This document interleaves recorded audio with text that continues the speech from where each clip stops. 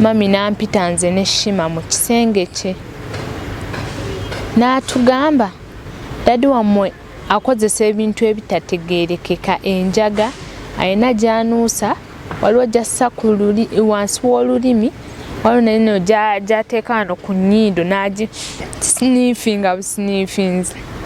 Tumugamba yi mami si bituufu. Mami n'atugamba ngenda bagamba bino ebigambo mubyogere nga we mbibagamba. Mami n'atugamba tugambe dadi waffe ayingira mu kisenge n'agenda katanda kanniisha n'amukwatirira amabeere akabina ne bahavinga ne sexual intercourse. Naye Nisha wayasimula nga dadi akkirira wansi.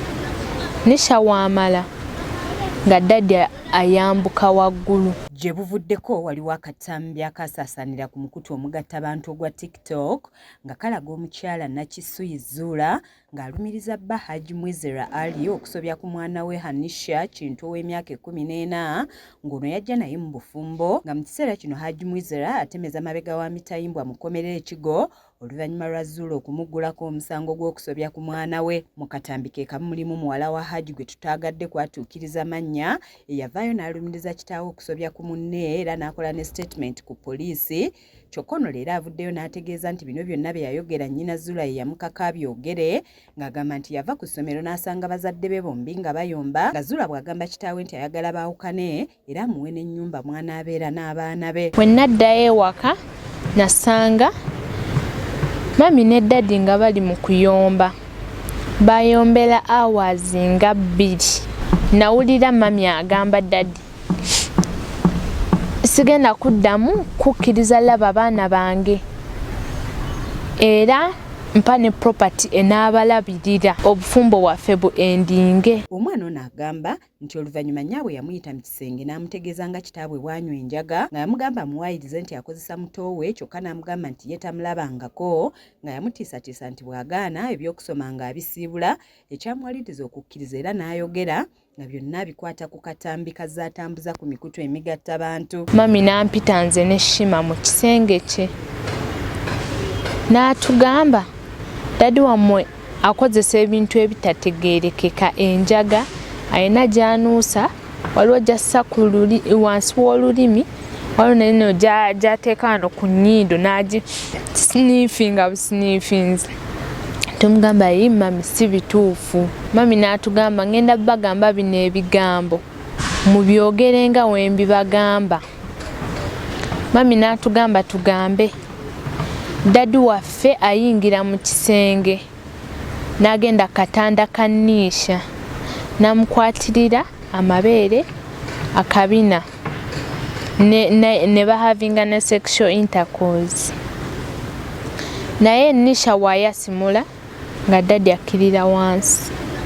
Nisha wamala nga dadi ayambuka waggulu. Agamba nti yadduka waka ng'atya maama we okumutuusaako obulabe kuba yali amaze ebbanga ng'amutulugunya nga kino kyamulemesezza n'okutuula ebigezo bye ebya siniya ey'okuna bye yabadde alina okutandika olunaku olw'eggulo nga leero agenze ku ssomero kyokka abasomesa ne bamutegeeza nti takyayinza kubikola. Ye muka Hajji nnamba emu nga ye Rahman Nansubuga Mwizera gwe tusanze mu maka ge agasangibwa e Bulenga Kikaaya wakati mu maziga awakanyiza ebyogerwa mujjawe Zuula ng'agamba nti ono yajja kusaanyaawo Hajji ng'okuva lwe yamufuna zaamuliisa akakanja ekyamuwaliriza n'okunoba kyokka oluvannyuma lwa Hajji okumwegayirira yadde abeere mu baana. Beera mundooza n'omwaka tegwawera n'avaawo omwami n'ankomyawo wano ne mu kuvaawo ye mwennyini yaleeta obuzibu n'envaawo nembeera mu mbeera embi nga tamukkiriza kujja wano ye yeyagaliza yekka n'entambula nenvaawo omwami yagenda okulaba nga tebasobola kumalako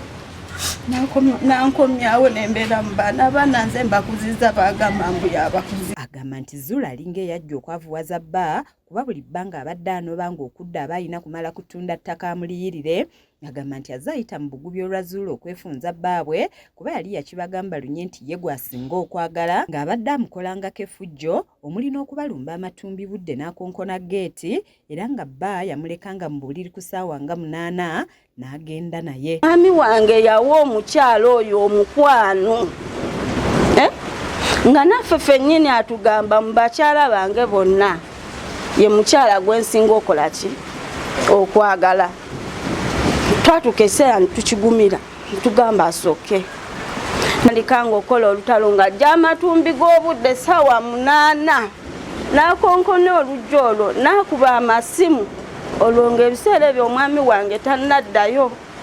N'akuba amasimu n'amugamba ndi wano obutavaawo bw'otavaayo ngenda kukola ki ngenda konkona paka ekikomera ati n'abantu abanaazuuka. Omwami wange n'ava mu buli ssaawa 8 magini nandeka mu buliri n'atambula n'agenda olw'omukyalo oyo. Ye muwala wa Hajji Mwizera omukulu ayogedde ku mbeera eyaliwo nga Kitaabwe yakakwatibwa ng'agamba nti naye yasooka kulowooza nti ebyogerwa ku Kitaabwe bituufu, kyokka bwe yabuuza mutowe yawa statement n'amutegeeza nti nnyina ye yamukaka, nga ne bwe baabuuza Nisha nga yakava ku poliisi yabategeeza nti ekyo yabadde ayagala ekyokuwa nnyina ettaka kyatuukiridde. Ebintu bye bagamba ebya Nisha we nabimanya nagenda ewuwe mukwatibweko ennaku ng'era omuntu kale nga neekuba mu kifaananyi nga mu butuufu senga abadde oba omwana wange like kubanga ekintu kyonna we kituukako any other female of course oba owulira bubi. Nengendayo nzijukira yali mukambwe nnyo ng'era ebintu byayogera ku Haji si birungi. Alina okusibibwa, alina okulya enfuufu ate n'amaana n'atukubiramu naffe abaana n'abaana be balina okulya enfuufu. Awo ne binsobera. Kati muganda wange we yaŋŋamba bino ebigambo nti bamufosinga nali sikisuubira nti mami agenda kukola ki asobola okukikola. Ye mukoddomi wa Hajji Mwizera nga ebitokote Kabugojja aviira bw'ati bw'alambuludde ku nsonga zino. Mukyala ye bizinensi ye. Abantu mu nsi tukola bizinensi ez'enjawulo.